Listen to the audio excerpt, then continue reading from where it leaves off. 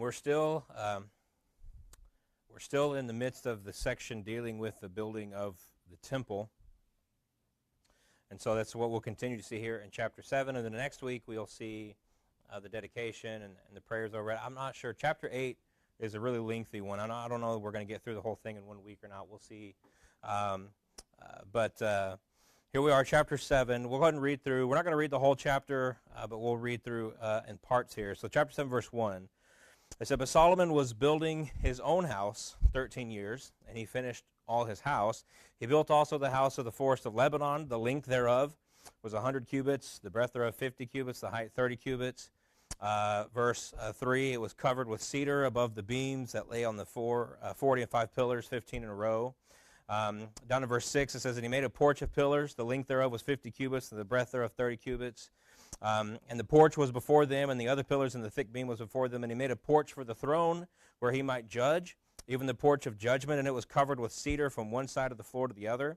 And his house where he dwelt had another court within the porch, which was of the like work. And Solomon made also a house for Pharaoh's daughter, whom he had taken to wife, like unto this porch. And all these were of costly stones, according to the measures of hewed stones, sawed with saws within and without, even from the foundation unto the coping, and saw unto the outside toward the great court. And the foundation was of costly stones, even great stones, stones of 10 cubits and stones of 8 cubits. And above were costly stones, after the measure of hewed stones and cedars. And the great court round about was with 3 rows of hewed stones and a row of cedar beams, both for the inner court of the house of the Lord and for the porch of the house. And it says, and King Solomon sent and fetched Hiram out of Tyre, and he was a widow's son of the tribe of Naphtali, and his father was a man of Tyre, a worker in brass, and he was filled with wisdom and understanding and cunning to work in all works of brass. And he came to King Solomon and wrought all his work. For he cast 2 pillars of brass of 18 cubits high piece, and a line of 12 cubits to compass either of them about.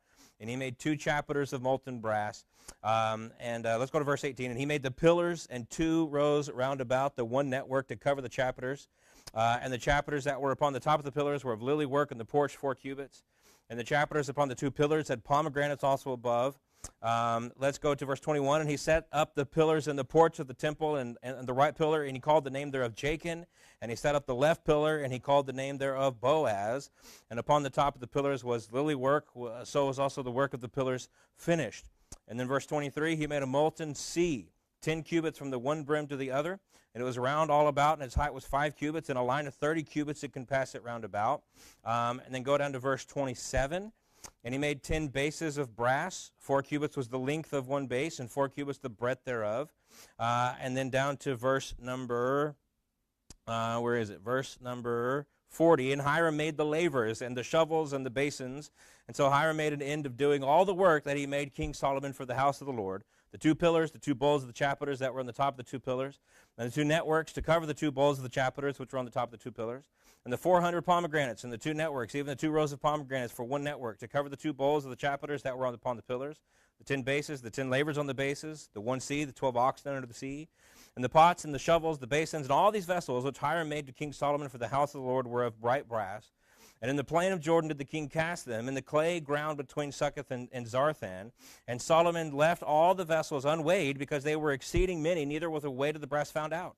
And Solomon made all the vessels that pertained to the house of the Lord, the altar of gold, the table of gold whereupon the showbread was, and the candlesticks of pure gold, 5 on the right side and 5 on the left, before the oracle, with the flowers, the lamps, and the tongs of gold, and the bowls and the snuffers and the basins and the spoons and the censers of pure gold and the hinges of gold, both for the doors of the inner house and the most holy place, and for the doors of the house to wit of the temple. And so was ended all the work that King Solomon made for the house of the Lord. And Solomon brought in the things which David his father had dedicated, even the silver and the gold and the vessels that he put among the treasures of the house of the Lord. Okay, so like I said, we are continuing to look here at the construction of the tabernacle, but interestingly so, kind of sandwiched between. So chapter 6, we dealt with sort of the construction of the exterior. Chapter 7 is more concerned with kind of the pieces of the furniture and various things. But sandwiched between the information concerning the temple are these 12 verses at the beginning of chapter 7 dealing with Solomon's palace. Now, I will tell you this, the various construction and the things here, particularly at the beginning of verse 7 or chapter 7 and a couple of other places, they're kind of difficult to know exactly what's being described. but we can get the sense of it. We understand mostly what is being told to us here. Solomon's palace seems to be, and I think the best way to explain it is it's kind of a complex of buildings, various buildings. Some people might say there's 3, some up to 5, maybe even more. And so there's various buildings all kind of in the same area, and they all share a large courtyard with the temple. And so if you were to come to the temple, there was a large courtyard that would surround the temple, and that courtyard would be shared with Solomon's palace complex, okay? And hopefully that makes sense. And just like the temple, all of these were built from stones, huge stones, and then covered in the same cedar that they were receiving from Lebanon for the construction of the temple. And so just to run through a little bit, there's something I want to say about this, but let me just kind of get the details. And so the first building, they refer to it as the House of the Forest of Lebanon. It's a huge building. It was 150 feet long. It was 75 feet wide, 45 feet high. It was constructed of a vast number of pillars, and it seems to be, this building is referenced in a couple of chapters. It seems to be that this particular building was some kind of treasury or an armory. We know for sure it held armor. That's what we're told specifically in 1 Kings 10. But I saw a lot of people say that this was likely the treasury building of Israel. And so we had the House of the Forest of Lebanon. And the second building is what they call the Porch of Pillars. The Porch of Pillars. And this building measured 75 by 45 feet. And then there was, and this is where things get a little bit confusing. These other buildings, they might have been part of the Porch of Pillars, or they might have been separate buildings. It's hard to say. But then there was the porch for the throne. So this was the throne room. And this would have been a large room where, Solomon would do all of his kingly duties, right? All of the day-to-day kind of things that Solomon needed to do as king. And then there was Solomon's actual home where he lived, and it was within the porch, is what it says, within the porch. And then he and his wife, which was Pharaoh's daughter, she was mentioned a couple chapters ago, they each had their own rooms within within the porch. Now, like I said, it's unclear if these porches, this is where things get really kind of difficult. It is unclear if these porches were all separate buildings. That does seem to be the case. I might be wrong on that. Or separate parts of one larger building. And so one large building could have contained the Porch of Pillars, the porch for a throne, and Pharaoh and his wife's rooms within the porch. That could have been all one big building. It does kind of seem more likely that they were separate. One way or another, ultimately it doesn't really matter. But the comment I want to make on this is because you read through this, and again, I've kind of brought this out almost every chapter now. Solomon gets a really bad reputation. And the reason I think, and this is just my opinion on this, I think the reason why a lot of times Solomon gets a bad reputation is because people begin to read into the early part of Solomon's reign the things that were happening at the end of Solomon's reign. I will never debate the fact that Solomon ended poorly. He ended poorly. He did not end his reign well. But he started well. He started very well. And God was blessing him, and through him the nation, and there was prosperity. And the reason there was prosperity is because of Solomon's faithfulness. And so there was I don't see reason to oppose the beginning of Solomon's reign. But people do that here. And the reason they do it, as they have done with other instances with things Solomon has done, is because this complex was large, and it was opulent, and it was grand, and it was beautiful, and it was expensive, right? I'm not questioning any of that. In fact, it was much, much larger than the temple, and as such, it took almost twice as long to build.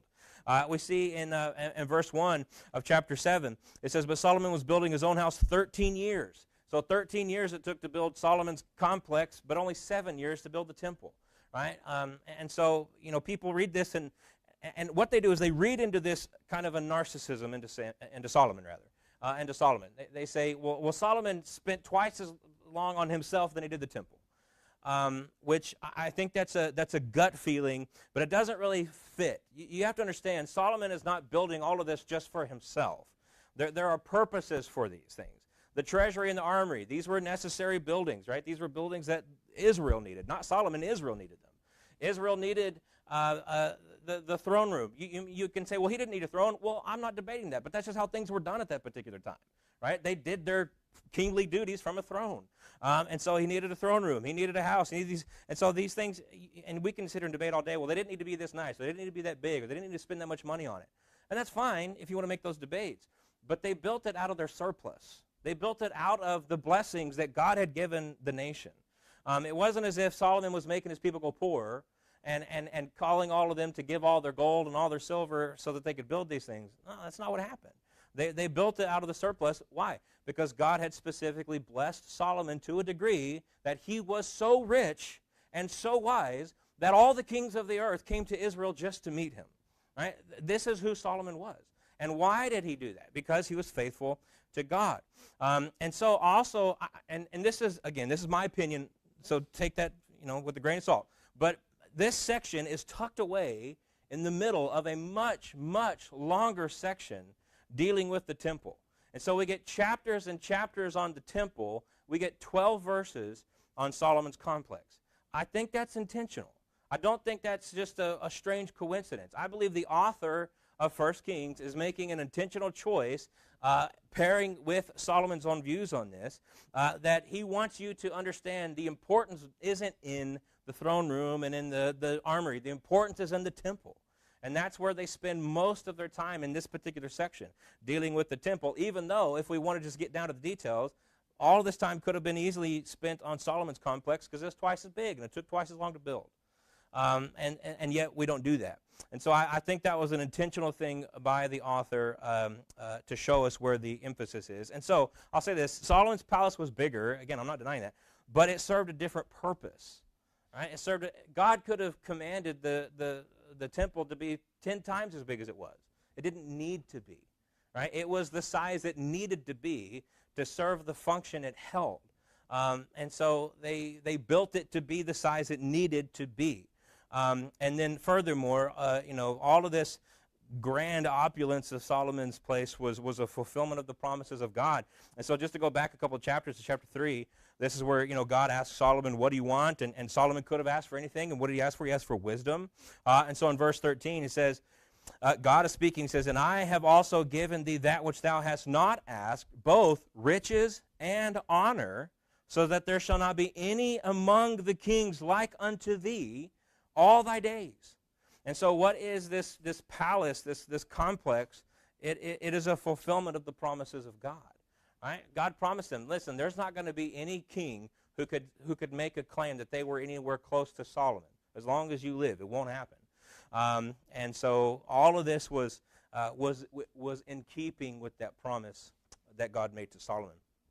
And so again, like I said, I think people sometimes they see how Solomon ends and they read that into the rest of the reign of Solomon, and you can't do that because Solomon was at this particular point, he was doing things the right way, and God was blessing him because of it. And so eventually, yes, he's going to make some really stupid decisions, and those bad, sinful decisions are going to lead to judgment from God. Say that for what it is, but leave it where it is. Don't read that into the rest of his reign. And so, with that said, we move back to the temple. And so this is verse 13. And so it says, and King Solomon sent and fetched Hiram. Now, it probably doesn't need to be said, but this is not King Hiram. This is a different Hiram, also of Tyre. It's not the king that came and did all this. This is another Hiram that just, it's a popular name. And so Solomon sent and fetched Hiram out of Tyre. And then it describes this man. It says that he was a worker in brass, and he was filled with wisdom and understanding and cunning to work all works in brass. And he came to King Solomon and wrought all his work. And so this is something that God also did with the building of the tabernacle. The exact same thing happened. And so when it came time to build the tabernacle, we read in Exodus that God imbued within this man Bezaleel, Bezaleel, all the wisdom and knowledge and skill that would be necessary to build all the things necessary for the tabernacle. Well, God does that here with this man Hiram. He imbues within this man wisdom and understanding and cunning. Right? He's a master craftsman. And so God gives this man that knowledge not only, I wouldn't say only for this purpose, but he also makes sure that Solomon goes to get the best, right? You get the best, and you bring in the best to build the temple, and that's exactly what they did.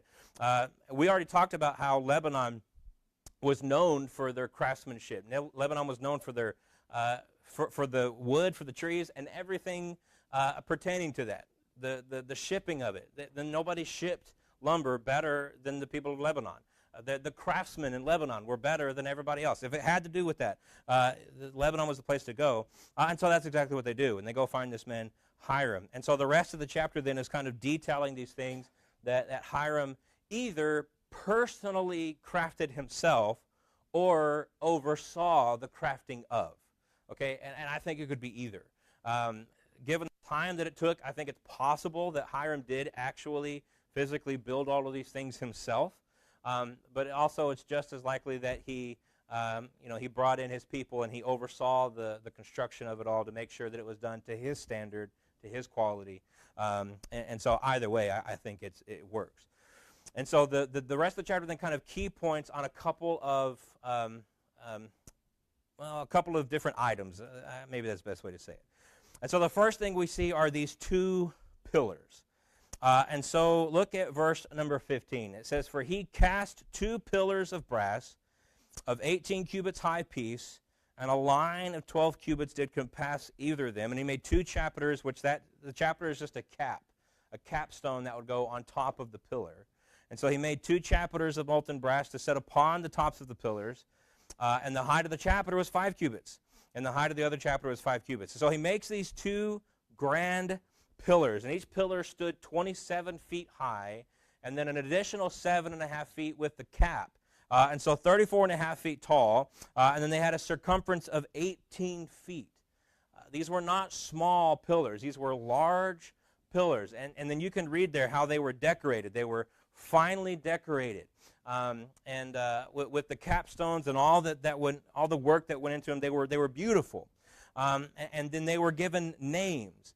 The pillar on the right was named Jachin. The pillar on the left was named Boaz. Now it's debated as to whether or not these 2 pillars actually had a function beyond just symbol.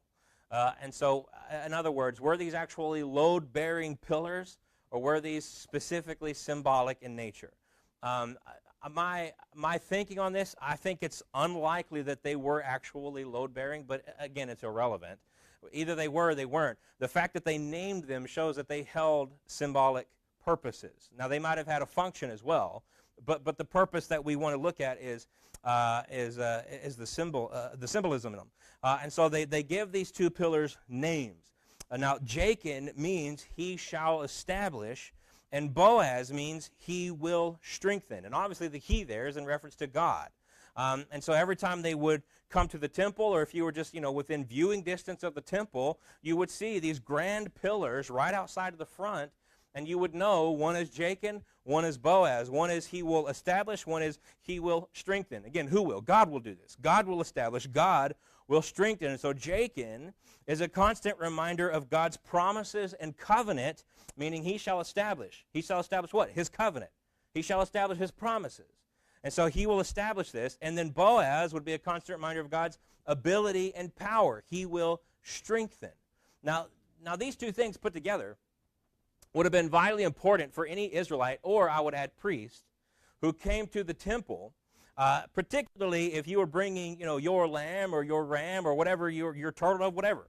You were bringing your sacrifice to the temple, and you hand that sacrifice over to the priest, and then you look over and you see these 2 tremendously large pillars, and you immediately, your thought goes to the fact, well, Yahweh will establish, Yahweh will strengthen. God will establish, God will strengthen. And so it would lend, I believe, a tremendous amount of reverence in your worship. At least I would say that was the intention of it all, right? That it would lend reverence to your worship. If I do this properly, with the right heart, with the right mind, God will keep his covenant, and he is more than able to do so, right? It's not just that he claims he can do it. He's promised he will do it, and he has the power to do it. And what are all these things predicated on? All of the promises of the covenant were predicated upon the continued obedience of the people of Israel. And I'm talking about the Mosaic covenant mostly. And so you go back and you read the Pentateuch, and you see over and over, God will bless if. Right? God will bring tremendous prosperity if you are faithful, if you keep the covenant, if you do the things that I've commanded you to do. If you don't keep the covenant, then there's a lot lengthier list of curses that are going to come upon you.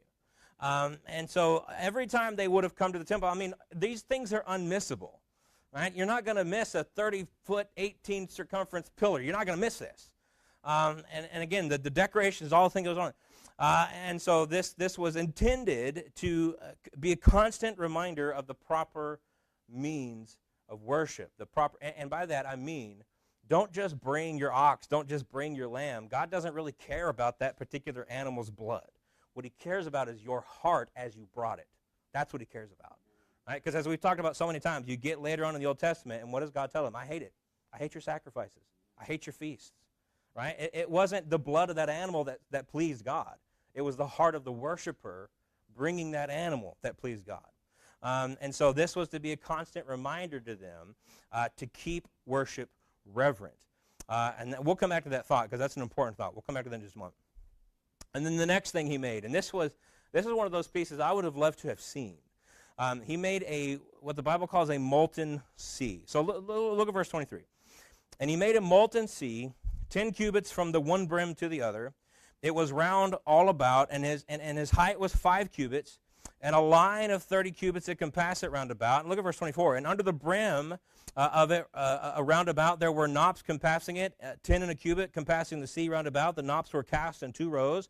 When it was cast, it stood upon 12 oxen, 3 looking toward the north, 3 looking toward the west, 3 looking toward the south, and 3 looking toward the east.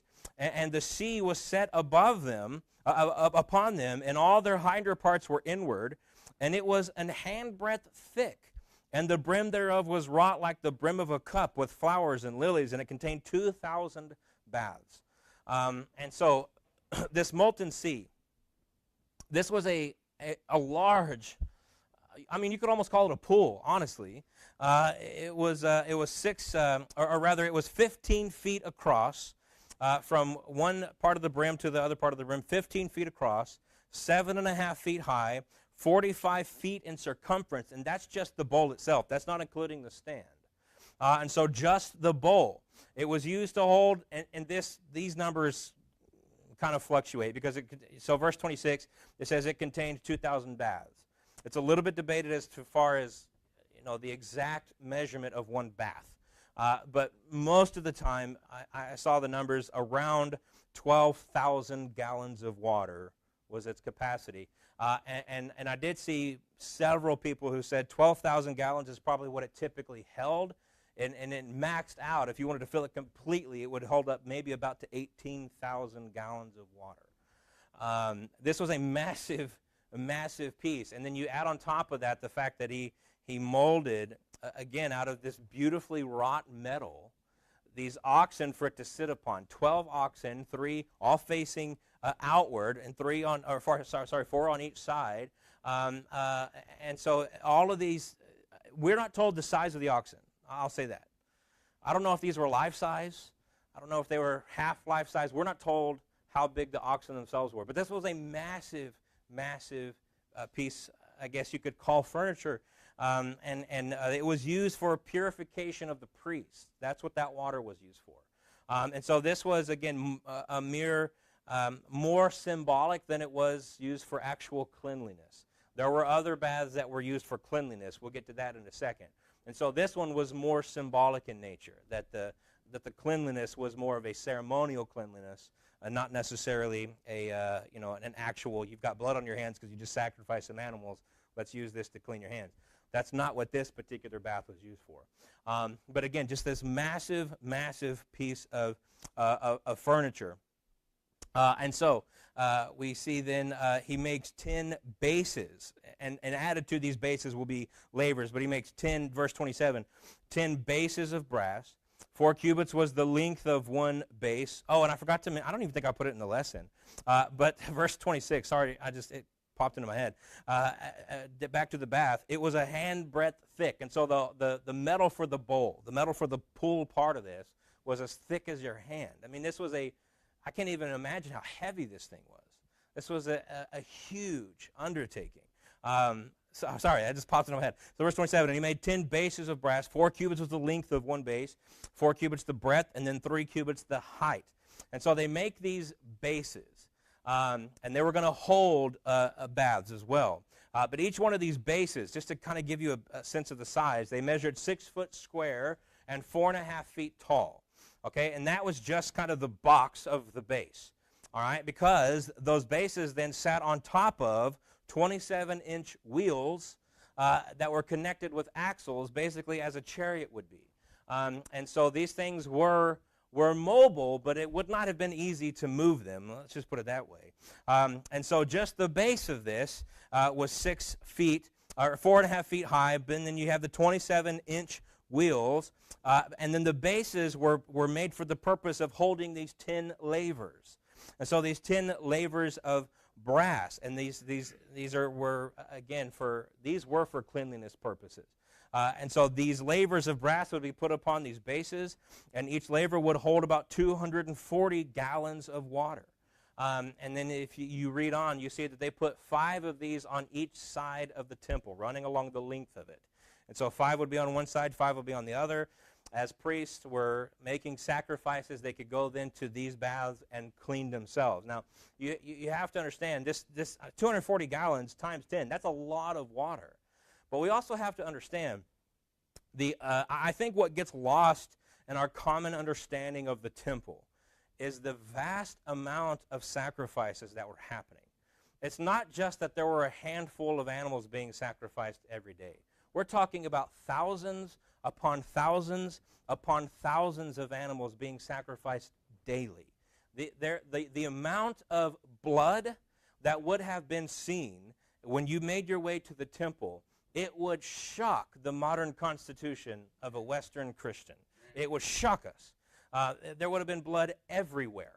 And there are estimates that at the time of Christ, when Pentecost was taking place, that there would have been up to 1 million lambs being sacrificed in a day. And so there were priests. It's not as if there were just 3 or 4 priests up front waiting around all day for somebody to bring their turtle dove. No, there were dozens and dozens and dozens of priests doing nothing but sacrificing animals all day long.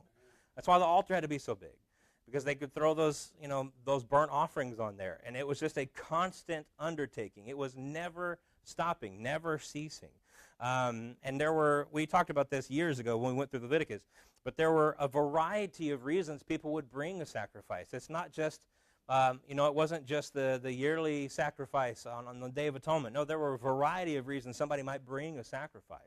And so these things were taking place all the time. And so when you have that understanding, it makes a whole lot more sense why they needed 10 of these things and why these things needed to hold 240 gallons of water, because these priests are going to be going over there all day long, washing themselves, washing their hands, washing their bodies.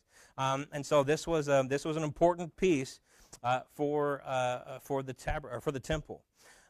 And so as you get to the end of the chapter, there's this kind of extensive list of everything that Hiram made. And then after that it says, and Solomon left all the vessels unweighed because they were exceeding many. Neither was the weight of the brass found out. They just kind of stopped. It's too much. We can't even weigh this anymore. That's how much metal and work went into the building of the temple. And then the author then mentions the furniture and the various instruments that would go in the temple. And let me just read this part. And so verse 47, Solomon didn't weigh everything. This is too much. Verse 48, and Solomon made all the vessels that pertained unto the house of the Lord, the altar of gold, the table of gold whereupon the showbread was, the candlesticks of pure gold, 5 on the right, 5 on the left, before the oracle with the flowers and the lamps and the tongs of gold, and the bowls, the snuffers, the basins, the spoons, the censers, pure gold. And so the point being is outside you have the lavers, and you have the altar, and you have all that, and that's bronze, right? You have bronze, and then you move your way inside the temple, and everything's gold. And so it's showing you just by the construction of it that the closer you get to the Holy of Holies, or we might say the closer you get to the presence of God, the more precious the item becomes. And then, of course, that's capped off by the Ark of the Covenant, which we'll look at next week. But just by the pure construction of the items, we understand how they viewed this. And so the closer you get to the interior, and then as you make your way to the actual Holy of Holies, the more precious things are. Or you could say the closer you get to God, the more holy, right? I mean, that's kind of the picture that's being portrayed. So the closer you get to God, the more holy. Now, after bringing in all the things dedicated by David, and so that's the last verse, David had set aside a lot of things. Now, he wasn't allowed to build, right? We know that. But that didn't mean he couldn't prepare, right? And so David prepared for the building of the temple. He just wasn't allowed to build it himself. And so David had set aside and consecrated many things for the temple. And so Solomon brings in all the things that David had set aside, that he had consecrated. And now, really, the only thing that was left, the building itself is complete. The only thing that's left is to bring in the Ark of the Covenant, set it in place, which, again, we'll see that in the next chapter. And then they will pray over it. They will make a lot of sacrifices. Again, we talk about a lot of sacrifices. You'll see in the next chapter. Just for the dedication of the temple. We're talking about a lot of sacrifices that will be made. And so all of this is done to be pleasing to God. And that's a very important phrase to understand. Well, let me read this, and then I'll make a comment on it. Davis, he said, is he not suggesting that intricate, carefully wrought beauty is most fitting of the God of the Bible? Is he not implying that nothing can be too good, too lavish, too well done for such a marvelous God? We must never offer slop to him.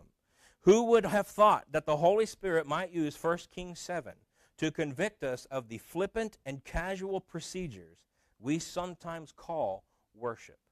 And so I just want to say a few things on this.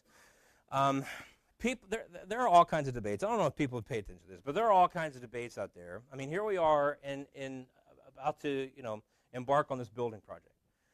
There are all kinds of debates out there as what exactly a church building should look like, right? I mean, should you spend everything you can possibly spend down, every penny to make sure that it's as beautiful as possible, or is it form over function, right? That kind of argument, and those kind of arguments go back to things like this, right? And so God obviously cared about worship. He cared about how that worship was done. He cared that things were done in the proper way, in the proper manner. And so to those arguments, I would say, I don't think there's anything wrong with building a beautiful building. If you've got the money to do it, and you're not putting yourself in debt to do it, man, build it, right? That's fine. I have no problems with that. But God cares far more about what's taking place in the actual worship than he cares about where that worship is being done.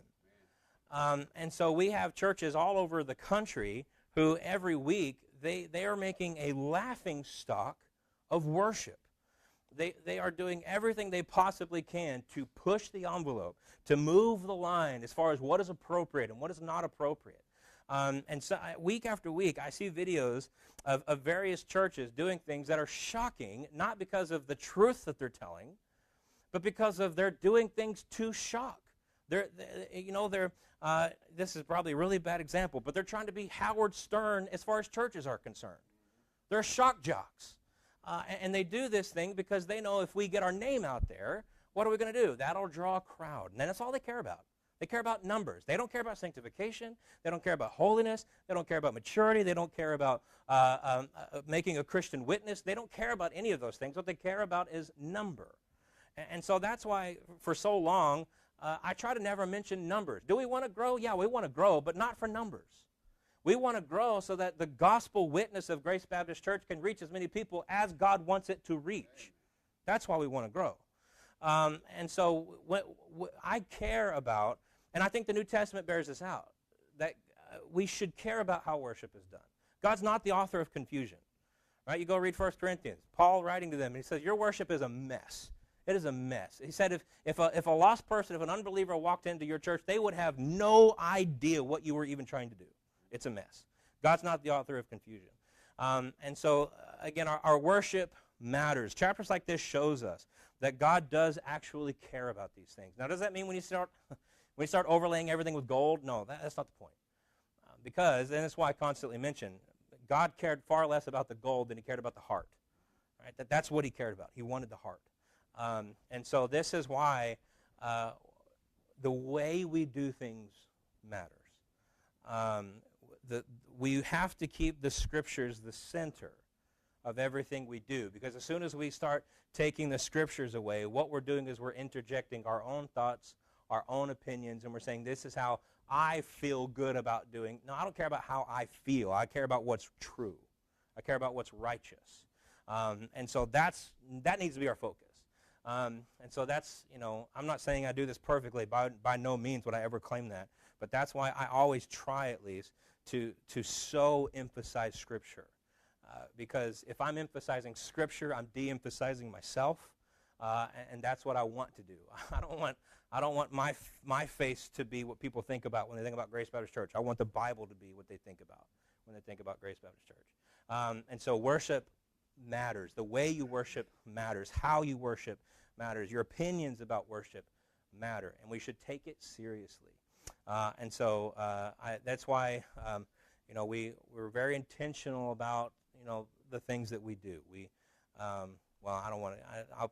There's a whole soapbox that I could jump on right here, but I'll not do that. But it's important and it matters. Talking about sacrifices astounded me whenever I was in Israel. And we went to the place where they took the ark when David was taking the ark back to Jerusalem. And it's like a distance maybe from, Love's down there to the other side of Waxahachie. That distance. Yeah. And this Israeli general says every 6 feet they would slaughter a lamb, and walk 6 feet and slaughter a lamb. And I was just amazed. I had in my brain, they had to have a line of lambs all the way that distance, and I could not believe it, but that's exactly what God cares about, the sacrifice. Yeah. Well, just to look ahead in the next chapter, verse 63, this is just for the dedication. And Solomon offered a sacrifice of peace offerings, which he offered unto the Lord, 220,000 oxen and 120,000 sheep. Amen. That was just for the dedication of the temple. That had nothing to do with the various sin offerings and things that the people were supposed to be bringing. It matters. All right, well, let me pray, and we'll be dismissed. Lord,